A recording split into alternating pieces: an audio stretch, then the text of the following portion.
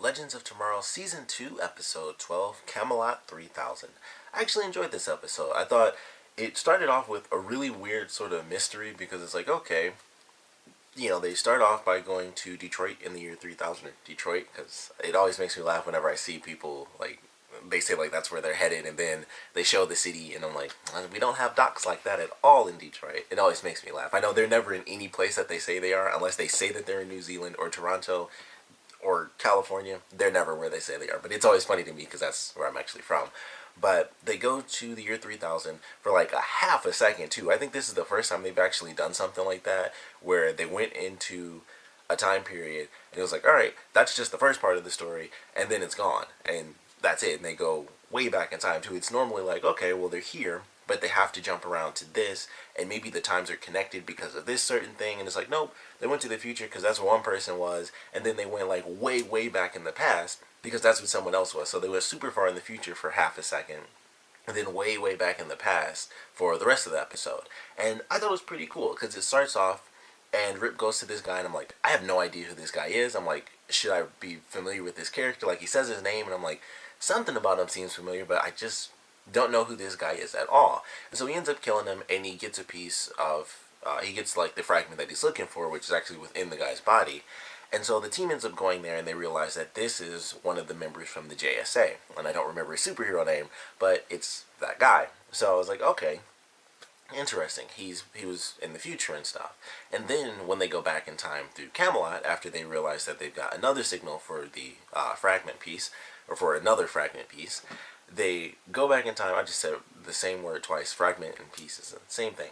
But they go back in time, and that's where they get the Knights of the Round Table and all this stuff that's not really supposed to be history, which I thought was pretty cool because they made this episode another Nate and Ray like bromance sort of episode where they're like almost like brothers. And so they're going back in time, and Ray's like losing his mind because he's like, I love, knights and stuff like that, and Arthur and all these sorts of different things.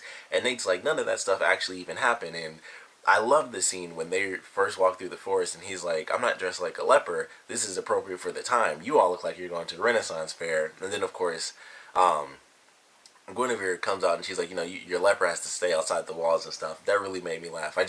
What he said specifically made me laugh more than what she said, but he was like, you guys look like you're going to a Renaissance fair. But I love what they did with the past. I thought it was really cool, and we go in, and once they are actually introduced to the characters, we find Merlin and stuff, and it turns out to be Stargirl. And I was like, that's interesting. I didn't realize that was her. I just thought they made Merlin a woman in this, because I didn't realize that was her, because they only showed up in like, two whole episodes, and that was pretty much it. And then it was Amara, and everybody else is either dead or just in the past or disappeared. And we find out what happened is after the legends from the current time actually go and end up finding, the JSA in the past. After that time, the JSA ends up running into Rip Hunter before even the events of the first season, and time travel, so it's all jumping all over the place. But I thought that was actually really cool. So they end up running into Rip Hunter, and that's the mission where they all disappeared, where they explained in the 80s episode, it was like, when the world happened, like, how come nobody else is here? And the guy says, like, well, everybody vanished after this mission. And we get the explanation for that, which I thought was actually really cool. So it was cool that they had that connection. It's like, that's how they all ended up vanishing. It wasn't that they died. It was that they actually had, like, this grand mission. At least some of them. I mean, there were still, like, quite a few members, but there were only, like, 3 fragments or something. So only 3 people seemed to really get scattered through time. Maybe the other characters did actually end up dying, but I thought it was cool. I thought it was a nice connection that they had to a former episode. Something I'd completely forgotten about, because that was just like they all disappeared. I don't know what happened. I forgot about that episode. That was like, I feel like that was like the 4th or 5th episode in this season when they went and did the 80s thing, and it was probably more like the 7th episode or 8th or something like that, closer to this episode than the first. But that was something I'd completely forgotten about, and it's like, alright, that makes sense now. They have that connection. We get to see Rip in his original jacket, which I thought was funny because he's wearing like the blazer and stuff in the beginning of this episode. And I was like, oh, they give him a black jacket because he's the villain Rip now. So I thought that was actually kind of funny. I don't think they changed his gun. I think his gun was always like a darker gun, but maybe it was just a silver gun before. I don't really remember. I've never paid that much attention to it. But hey, he was in like the black jacket because now he's the villain version of him, which I thought was funny. But it's pretty interesting how they have his storyline play out, especially by the end of this episode, because things kind of go, kind of normal. It's like, all right, we have this crazy issue. What are we going to do? Eventually, the heroes win, the villains lose. But in this sense, they actually capture Rip by the end of the episode, and then we get him as he's locked up, and he's able to still control Gideon. And then we're going into the next episode, and I really don't know how crazy that's going to get, but I'm super excited for that one. But even before that, he and Damien just back and forth hating each other. And of course, Damien leaves him. He's like, I don't really do rescues. And he takes off. And Ray goes after him with his saber of light, which he can't call a lightsaber. I love that because that was hilarious. Because, of course, people aren't really allowed to say lightsaber because of trademark issues. Although they totally used the sound effect when he first did it in battle. I was like, they can't say it, but they certainly used that sound effect. But it was really cool. I was like, alright, that's interesting. He takes off, Rip is now captured by the team, and then it kind of reverses where, in a sense, Rip has actually captured the entire team because he still has control over Gideon. So I can't wait to see what they do with that. But he was cool in this episode, them bickering back and forth and just being villains. Like, no villains seem to like be able to work together unless they're related before they become villains. Villains just can't make it happen. It just never seems to work. But I thought it was really cool the way that played out. I actually like what they did with Ray in this episode because that was something else that was like really insane. Where it started off where he's just like, just a kid who's like, holy crap, I'm in medieval times. This is all the stuff I grew up loving as a child. And he's meeting like Sir Galahad and stuff like that. And he's like just losing his freaking mind. And then they actually make a callback to like literally the first episode of this season with Nate's manuscript where he goes through the book and he was going through and looking for the legends throughout time, and he's like, yeah, so there are pictures of all the different characters being knighted or, other weird stuff, and it's like, that certainly looks like the characters I'm looking for. And one of the scenes was Ray being knighted. And I totally forgot about that, but it still happens in this episode. And so they're going through, it's like, you want to see how you're remembered throughout history, and Ray's like, no, I'll prefer to make my future, or whatever he says, I prefer to make my future as I go along. I was like, okay, but he has the page open, and it's actually Ray being crowned as king. So I have no idea if that means they're just going to do that for like one episode, or how that's going to play out, but there's a lot to that. I mean, why would he accept being king if he knew that he would just leave? And there's that sort of question to it, like, is he going to stay in the past and be like king? So I don't know what that means, but that was a great freaking like cliffhanger sort of thing to have for his storyline. Like somewhere down the line, they're gonna go back to medieval times, and he's gonna be crowned king. So I love the way they did that. It was not something I was expecting, but him going into battle was pretty cool, and he's just like, they did some really interesting stuff in this episode. Like the way they did it, where it's like technically they completed their mission before the big battle at the end of the episode. They didn't even need to do that. Like, they all were like, well, not all of them, but Sarah and Amaya were like, alright, well, we got it. We're out of here. It was in the Sword in the Stone. Pretty cool.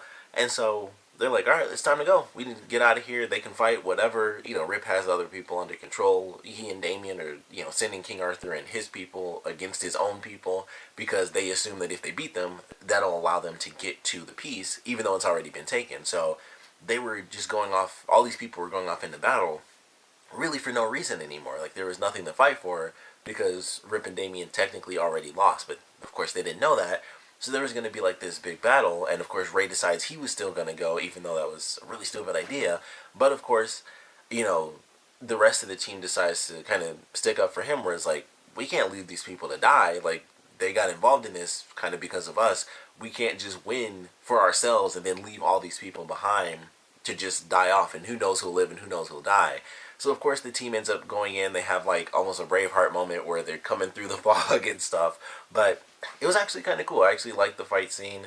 Ray has his saber of light, and they have that cool moment where he like jumps off a dude's back and he like launches through the air to like knock a guy off a horse.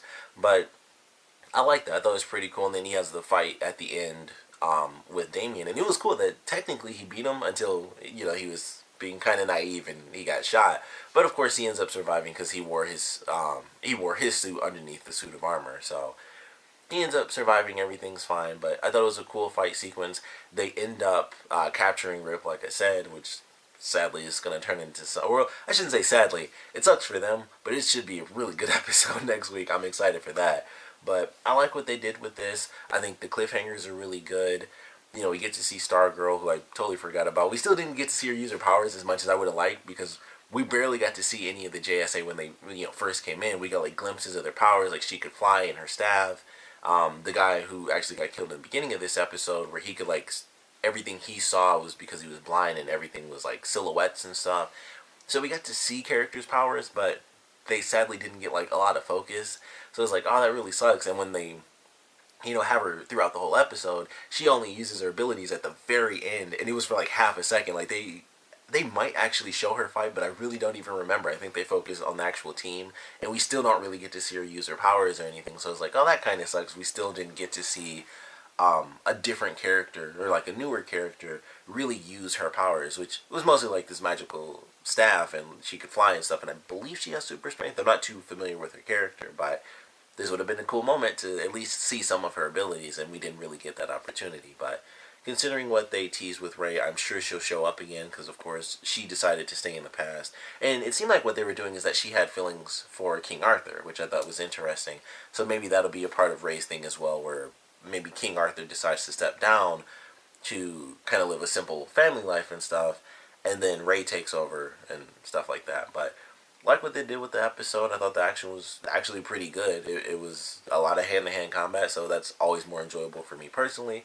I think the story was pretty cool. I actually liked the fact that Amaya was so visceral in this episode. I mean, she's talking about like letting people go and letting them die and being pissed off that her team was killed and letting Sarah letting Rip go. All that stuff I thought was really good. And then of course when they get to the past, she has to argue with one of her closest friends because it's like, hey, we need this. You need to get the F out of the way so we can like get the heck out of here and get this fragment piece before you guys lose and this castle is sieged and they take it. So the whole episode, she's just constantly dealing with opposition, where it's like she's mad about this or mad about that. But everything was reasonable. It wasn't like when the character's just mad and you hate them for being mad. It was like she has really good reasons for being mad throughout like this entire episode. And I like that. And I really love the beginning where they go to 3000 and she was like, if you don't want to explore the future, then just stay on the ship. And Nate was like, you think I should stay on the ship? And she's like, well, I don't care. And he just seemed like he didn't really show it, but it was clear that she's just like, whatever, dude. And he's like, oh, she doesn't care about me. And I thought that was so funny, just the way she said it. But definitely a good episode. And they kind of hint that maybe something will happen between the two of them because of what, they end up talking with Stargirl and Amara end up talking about. But I thought it was pretty cool. I really enjoyed this episode. Like I said, I'm certainly excited for the next one, but would love to know what you guys thought about it, so please comment below. Let me know your favorite parts, your least favorite parts. And I want to know how you guys think things are going to play out with Rip taking over control of the ship, because there's all these defenses and stuff. He sets off like a self-destruction thing, so they're just stuck in infinite space, just flipping around inside the ship, which is also meant to explode. So I'm assuming he has an escape pod, or obviously some sort of escape plan at least, to get off the ship and then leave it to detonate and kill all of them. So we'd love to know how you guys think that's going to play out. And of course, I want to know what you guys thought about the episode in general. So please comment below, let me know, and thanks for watching.